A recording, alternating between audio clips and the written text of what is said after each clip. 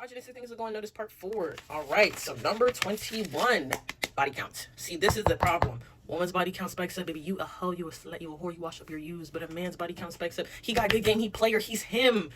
I don't know why y'all forget it takes two to tango. If his is going up, that woman's also catching a body too. Mind you, why are we weighing people's worth by who they sleep with? That's already when we went wrong, but whatever. Number 22, calling a woman a bitch. I would have just left this where it's at right now, but all I'm gonna say is I'm not a female dog. You're not dogging me out. I'm not gonna sit here and be your pet and huff and puff and do whatever, because what that entails is a hatred for women by men, even with the son of a bitch. Like, come on, guys. And then that's a lot of stuff that women hear last before they get unalived, or worse, actually, in case y'all did not know. Number 23, women being bad drivers. See, this one doesn't even make sense because the seatbelt actually isn't even designed for the woman's body. So when you guys are pushed up to the very front of the steering wheel and not actually a higher chance of passing away, if God forbid you did get into a car crash, it's not your fault. They never did studies on our bodies to make sure we could sit comfortably in the seat. Let alone, men statistically are worse drivers than women and get into more car crashes than women. But you know what? Who's counting? Now, number 24, speaking of studies and funding, now we're going into medical. We don't even have enough on the woman's body. They don't fund or study women's body enough compared to men. Male baldness, yeah, that right there, that has way more funding and way more studies done than endometriosis and PCOS. So when you are complaining about having pains down here or issues,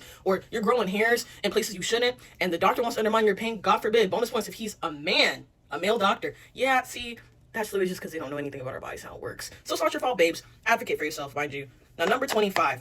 This one sounds a little oddball, but just hear me out. How we learn how to do chores. See, when I was growing up, and I bet y'all, a lot of y'all felt the same way about this, I'm learning how to sweep, clean. You got to learn how to cook. How else for your husband? Hypothetical, mind you. Who said I was going to marry a man? But God forbid, if my brothers, and that's if my parents felt like they should ever teach them how to do chores, they're doing that to make a living. How are you going to live on your own? How are you going to be able to take care of yourself?